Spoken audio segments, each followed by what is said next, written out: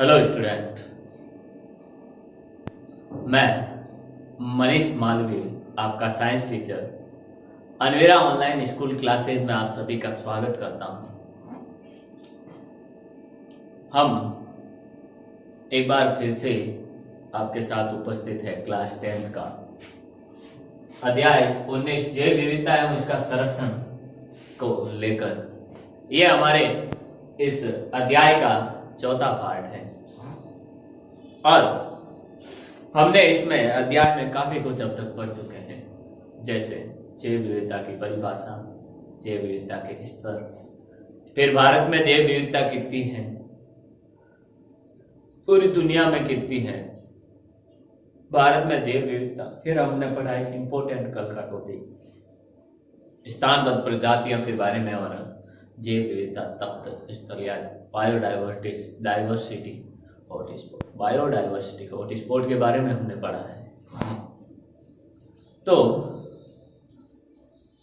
Biodiversity hotspot की दो शर्तें हमने पढ़ी थी कि किसी क्षेत्र को, पहले तो बायोडाइवर्सिटी हॉटस्पॉट कहते हैं कि ऐसा क्षेत्र जहां पर अत्यधिक मात्रा में या अत्यधिक जैव विविधता उपस्थित हो, उसे अपन बायोडाइवर्सिटी हॉटस्पॉट कहते हैं। और ये जैव विविधता तत्व स्थल की अवधारणा नॉर्मन मैश ने दी थी 1981 में। फिर आगे अपन देखते हैं इस चीज को।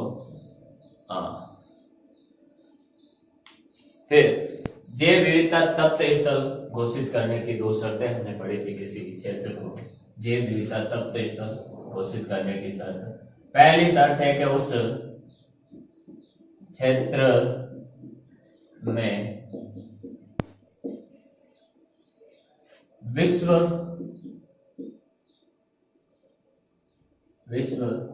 की कुल स्थानबद्ध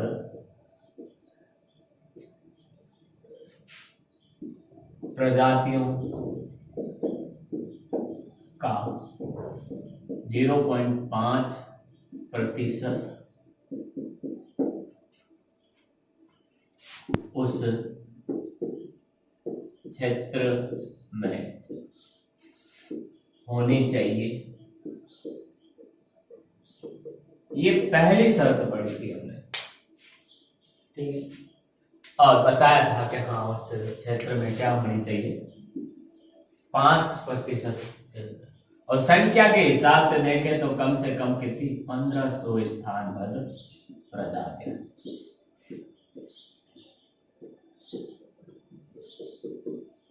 इससे ज्यादा हो सकती, कम से कम का बोला, इससे कम होगी उसमें तो अपन उसको जैव विविधता क्षेत्र घोषित नहीं कर सकते। दूसरी शर्त बताई थी कि उस क्षेत्र का आवास 70% उजड़ चुका हो, अर्थात मानवीय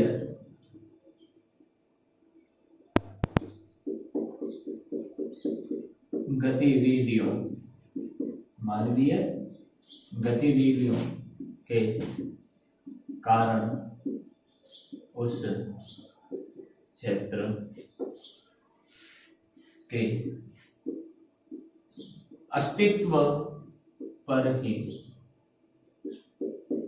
खतरा मंडरा रहा उस क्षेत्र के अस्तित्व पर ही क्या मंडरा रहा, खतरा मंडरा रहा। ये हमने जैव विविधता की दो शर्तें पढ़ी थी, ठीक है, इंपॉर्टेंट है, ठीक है। जैव विविधता तब स्थल की, ये किसकी दो शर्तें हैं, ये भी ध्यान रखना। ये है, इसका क्वेश्चन ऐसे आता है कि किसी क्षेत्र को जैव विविधता तत्व स्थल घोषित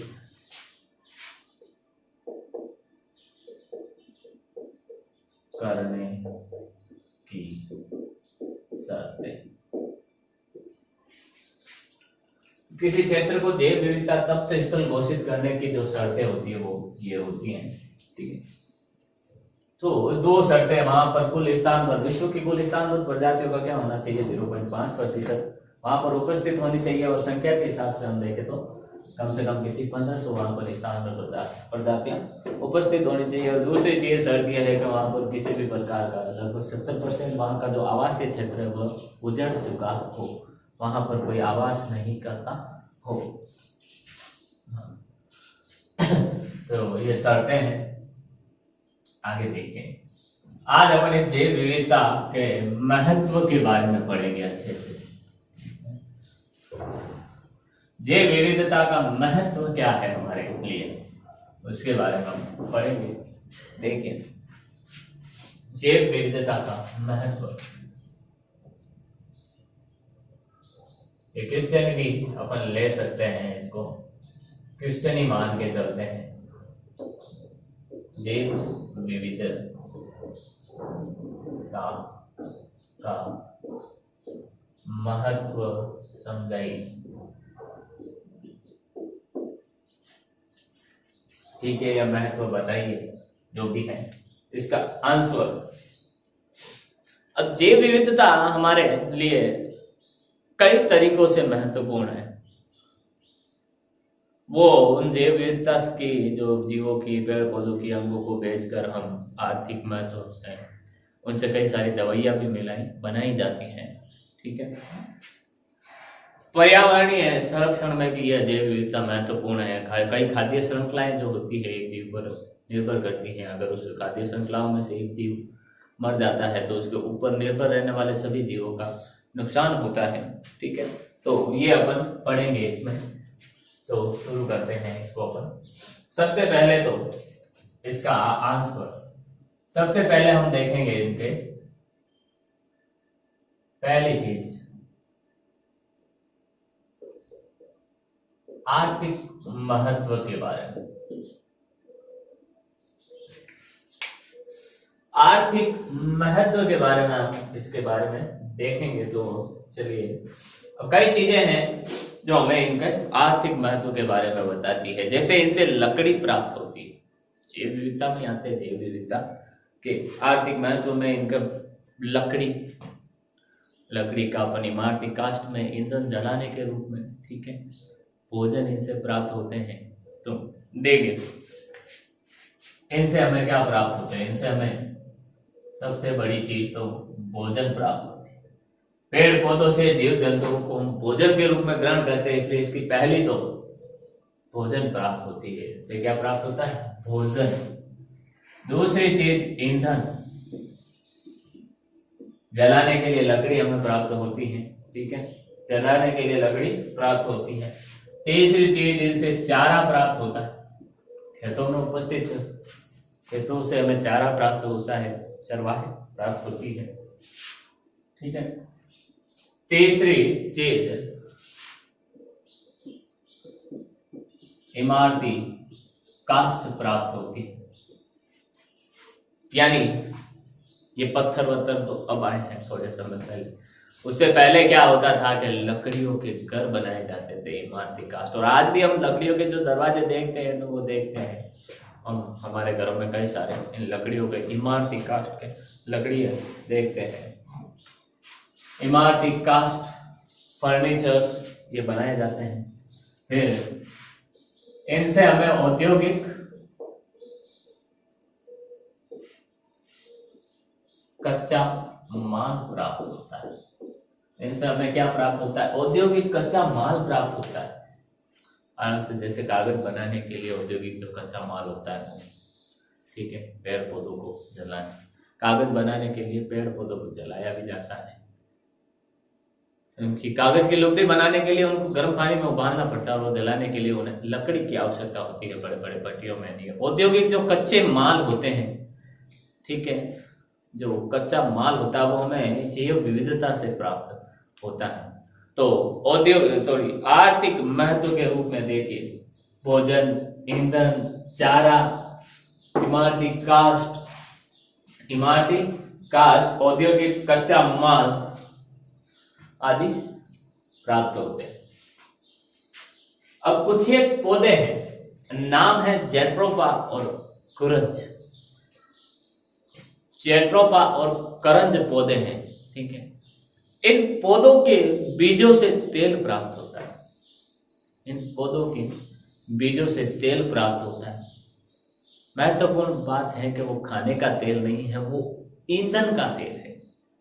अर्थात जिनसे अपन कह सकते हैं कि उनको चलाने, गाड़ियां चलाने में इनसे बीजों से जो प्राप्त होता है वो तेल गाड़ियां चलाने के लिए ईंधन के रूप में काम में लिया जा सकता है। यानी वाहनों में ईंधन के रूप में अपन उनका तेल काम में ले सकते हैं। इंपॉर्टेंट है, 1 नंबर का सवाल पूछा जा सकता है। तो देखिए, इसको नोट बना के अपन इसको लिखते हैं।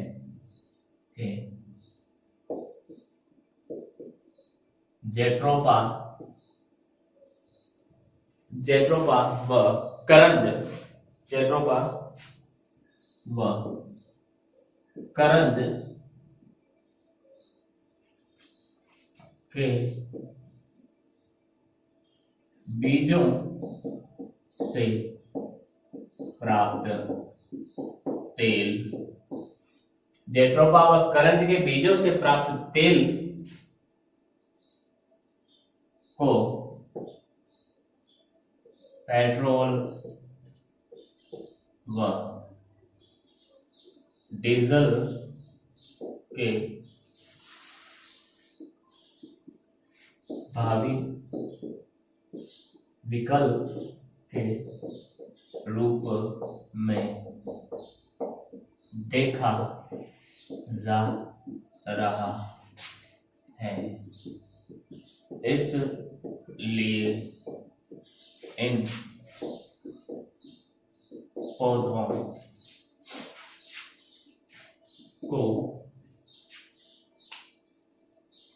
इसलिए इन पौधों को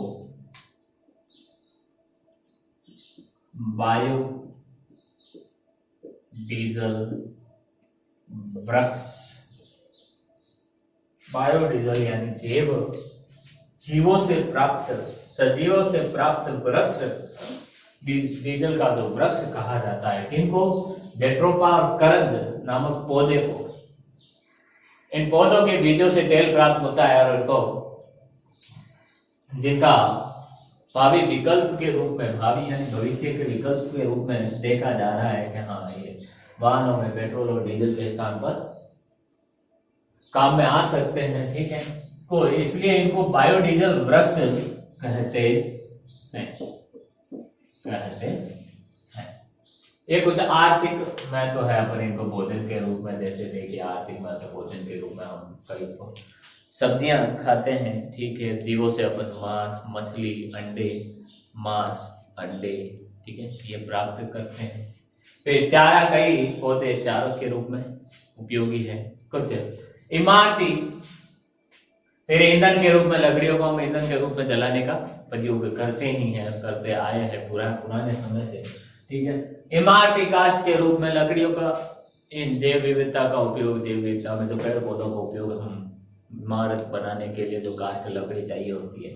इसी पर एक जैसे खेजली जो बलिदान था, ठीक है, उसमें राजा ने, जोधपुर के राजा ने आदेश दिया था कि उसके मकान, उसका जो महल बनाने के लिए लकड़ी की आवश्यकता थी, और उसने सैनिकों को क्या दिया था? आदेश, खेजली के वृक्ष काट के लाने के लिए। तो इमारती काष्ठ यानी लकड़ियों का उपयोग इमारत बनाने में भी किया जाता है, जैसे फर्नीचर, ये सब बनाने में। फिर औद्योगिक कच्चा माल भी इनसे प्राप्त होता है। फिर जेट्रोपा और करंज नामक 2 पौधे ऐसे हैं जिनके बीजों से तेल प्राप्त होता है, जो पेट्रोल और डीजल के स्थान पर देखा जा रहा है। यानी गाड़ियों में, वाहन में ईंधन के रूप में प्रयोग किया जा सकता है। इसलिए उन 2 पौधों को, जेट्रोपा और करंज को, बायोडीजल वृक्ष कहते हैं। अब पढ़ते हैं अपन इसका आर्थिक महत्व के बाद। ये तो था आर्थिक महत्व, अब अपन पढ़ते हैं औषधीय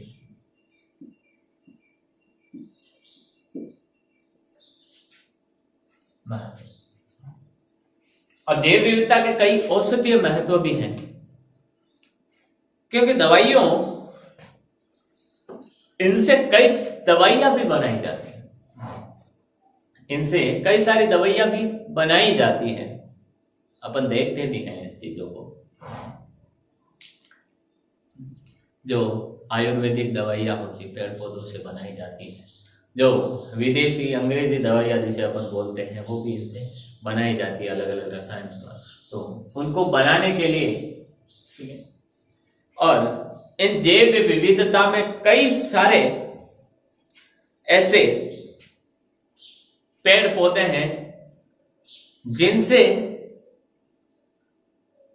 पुराने से पुराना रोग, बड़े से बड़ा असाध्य रोग को भी सही किया जा सकता है। क्योंकि चरक और सुश्रुत जो उस समय में थे, जिनके पिछले अध्याय में हमने पढ़ा वैज्ञानिकों के बारे में, तो वो उस समय में ये गोलियां टेबलेट्स ये थे ही नहीं, लेकिन फिर भी वो लोगों का इलाज करते थे पेड़ पौधों की जड़ी बूटियों से। तो जो पेड़ पौधे हैं, जो उनसे दवाइयों का, औषधियों का निर्माण किया जा सकता है और कई सारों के इलाज है, और उनसे कई सारी दवाइयां बनाई भी गई है। जैसे मलेरिया का जो बुखार आता था, मलेरिया का जो बुखार आता था, उसके इलाज सिनकोना के पादप की छाल से किया जाता। उनकी छाल को भिगोकर, ठीक है, उनसे जो रस बनता था उसको पीने से मलेरिया का ज्वर सही हो जाता है। अपन लिखते हैं इसको, ठीक है। पहली चीज,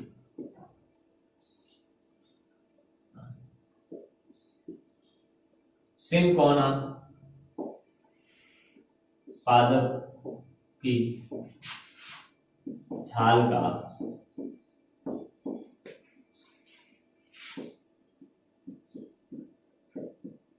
मलेरिया ज्वर में उपयोग।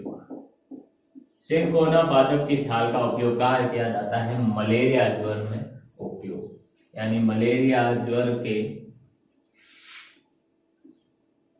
ज्वर का उपचार इताली देते हैं, बहुत है। मलेरिया ज्वर का उपचार किससे किया जाता है?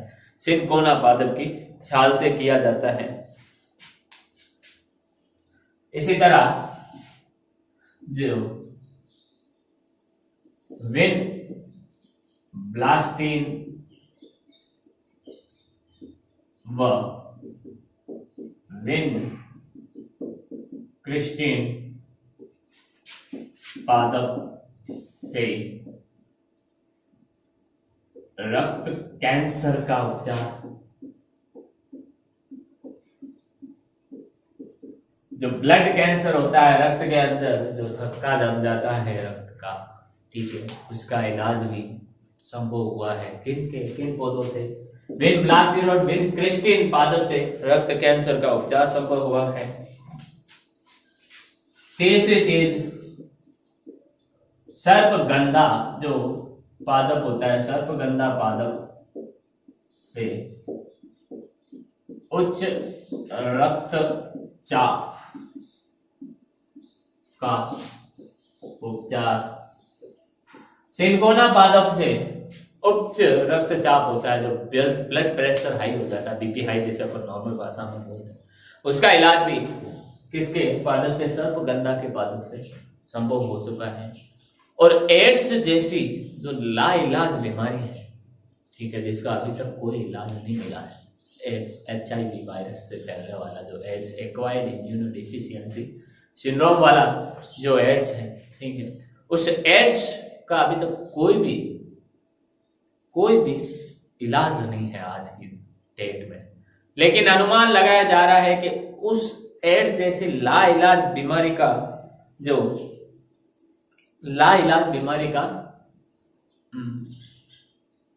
जो इलाज उपचार है वो पौधों से ही प्राप्त होता है। तुलसी, ब्राह्मी, नीम, सर्पगंधा, इनसे ही प्राप्त होगा। तो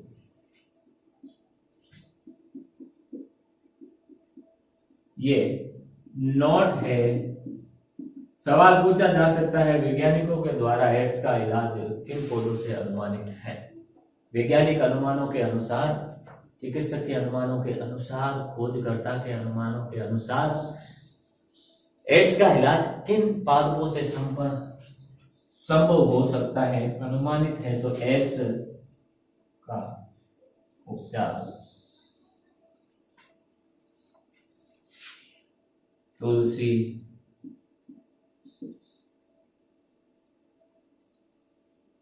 तुलसी, ब्राह्मी, ब्राह्मी, ब्राह्मी,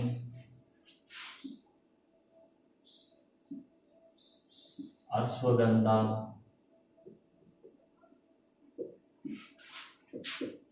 शतावरी,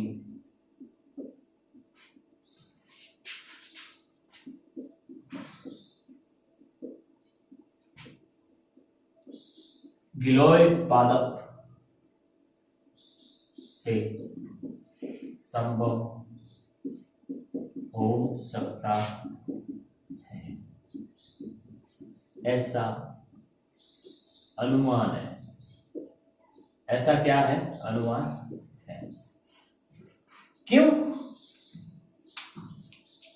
क्योंकि ऐसा अनुमान है क्योंकि पुराने समय में भी जड़ी बूटियों से क्या इलाज किया जाता था।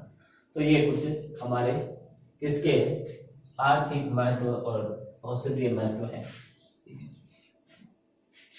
इसी तरह अब अपन बात करते हैं हमारे अगला जो महत्व है उसके बारे में। एक बार स्क्रीनशॉट ले लें इसका ताकि आप अपने नोट्स पे लिख सकें।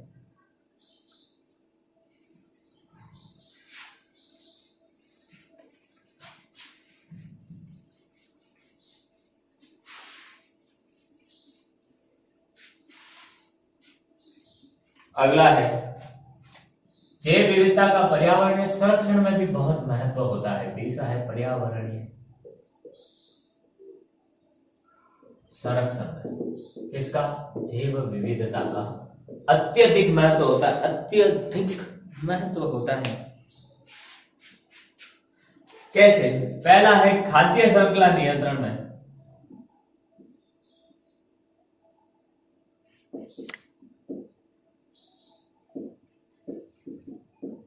नियंत्रण, जैव विविधता खाद्य श्रृंखला को नियंत्रण करती है। जैसे कोई एक पेड़ पौधा है तो उस पर कई सारे जीव जंतु निवास करते हैं। अगर हम एक पौधे को हटा दें तो उसके ऊपर निर्भर रहने वाले, चाहे वो खाने के लिए निर्भर है, चाहे अपने आवास के लिए वहां पर निर्भर है, वो सारे जीव उस पर निर्भर, उस पेड़ पर निर्भर होने के कारण क्या हो सकते हैं? नष्ट हो सकते हैं। उनका आवास नष्ट हो सकता है, वो पूर्ण रूप से विलुप्त भी हो सकते हैं। इसीलिए खाद्य श्रृंखला के नियंत्रण के लिए जैव विविधता का महत्व है वो उन कई सारी जैव विविधताओं पर। जैसे कुछ परजीवी जीव होते हैं जो निश्चित जाति के जीवों पर ही निवास करते हैं, ठीक है, और उनके शरीर पर रहकर क्या करते हैं? उनके शरीर पर रहकर क्या करते हैं? उनका अपना भोजन ग्रहण करते हैं। दूसरा है पोषक चक्र नियंत्रण।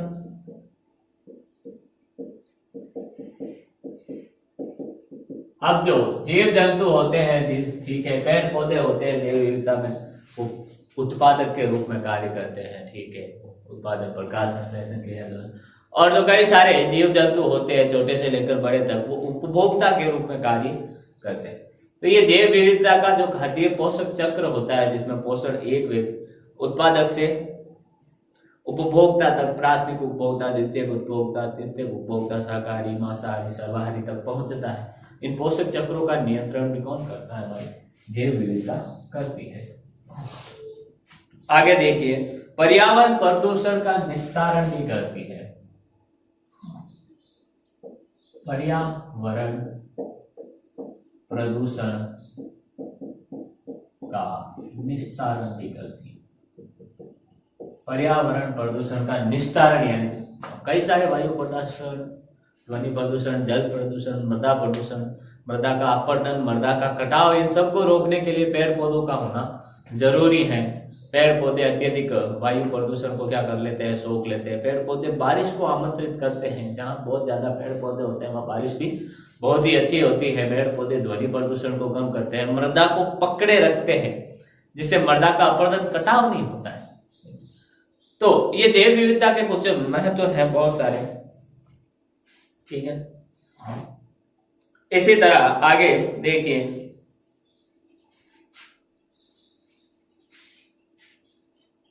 पर्यावरण प्रदूषण का निस्तारण करते हैं। ठीक है,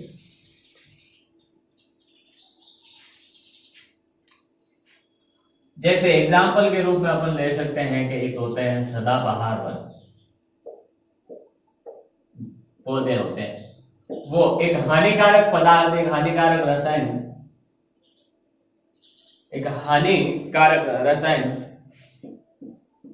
ट्राइनाइट्रोटोलुएन का विघटन करते हैं, यानी इनको तोड़ने का कार्य करते हैं।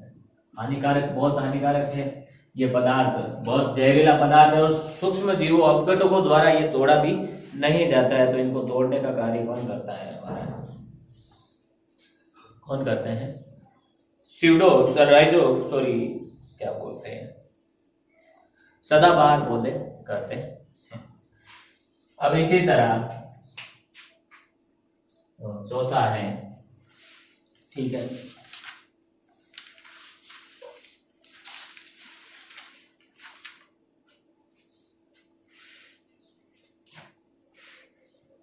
चौथा जो है सामाजिक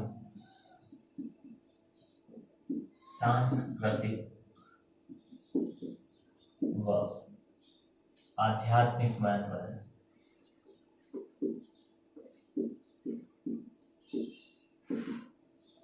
अब सामाजिक, कुछ पेड़ पौधे जीव जंतु होते हैं जो समाज में पूजे भी जाते हैं। जैसे कुछ पेड़ पौधे होते हैं, तुलसी, नीम, ब्राह्मी, इन सबको हमारे समाज में पूजा जाता है। इन सबको हमारे समाज में पूजा जाता है।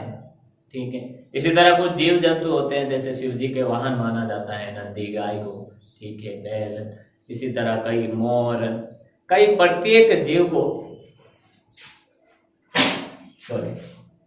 प्रत्येक जीव के लिए एक सामाजिक सांस्कृतिक महत्व निर्धारित किया गया है। वो प्राचीन समय से उनकी ये धारणा थी कि उनको बचाने का एक ही उपाय था, क्योंकि वो धार्मिक थे। प्राचीन समय में जो लोग थे वो धार्मिक लोग थे, ज्यादा धार्मिक लोग थे, तो उनको संरक्षण के दूसरे उपाय नहीं आते थे। वो पूजनीय चीज बना लेते थे जिसका संरक्षण करना था, ठीक, ताकि लोग उनका संरक्षण करें, उनका दोहन ना करें। ठीक है, इसलिए कुछ पेड़ पौधों को देव वृक्ष भी कहा जाता है। ठीक है, फिर कुछों का आध्यात्मिक, जैसे अपन एक तुलसी का ही पौधा ले लें। ठीक है, तुलसी का पौधा हम घर में लगवाते हैं, हमारे घर वाले बोलते हैं घर में तुलसी का पौधा होना चाहिए। अब तुलसी का पौधा हमारे लिए फायदेमंद भी बहुत है। ठीक है, मैं तो क्या है उसका कि तुलसी के पौधे को हम सुबह सुबह क्या करते हैं, ऐसे जल देते हैं, जिससे उसको डेली जल प्राप्त होता रहता है। और खुले हमारे ऐसे नहीं है कि बंद कमरे में लगाते हैं, जहाँ खुला चौक होता है वहां पर लगाते हैं, जिससे उसको सूर्य का प्रकाश, हवा, पानी तो हम देते हैं, ये सब चीजें प्राप्त हो जाती है, जिससे वो क्या करता है, फलता फूलता है। और तुलसी के पौधों से जो ऑक्सीजन निकलती है वो बहुत ही फ्रेश ऑक्सीजन होती है, जो क्या करती हैं, जो वातावरण के शुद्धिकरण का कार्य करती है। इसलिए तुलसी के पौधे को हमारे घर में लगाया जाता है। ठीक है, तो ये उनका जैव विविधता का महत्व है और लोगों ने इसको क्या कर दिया है, पुराने लोगों ने, जो प्राचीन हमारे पूर्वज थे, उन्होंने इसको, तुलसी को पूजनीय पौधा साबित करके देव वृक्ष बना के इसका संरक्षण दिया है। और इससे कई सारे जो लाभ भी हैं, तुलसी खाने से कई सारे लाभ भी होते हैं। तो ये हमारे जैव विविधता का आज का जो टॉपिक था, जैव विविधता का महत्व के बारे में। ठीक है, तो जो हमने पढ़ा है, आर्थिक महत्व, औषधीय महत्व, पर्यावरणीय संरक्षण और सामाजिक, सांस्कृतिक व आध्यात्मिक महत्व के बारे में हमने इस आज के क्लास में पढ़ा है। उम्मीद करता हूँ आपको समझ में आया होगा। आने वाली क्लास को अपन क्लास में इस अध्याय को कंटिन्यू रखेंगे। Thank you.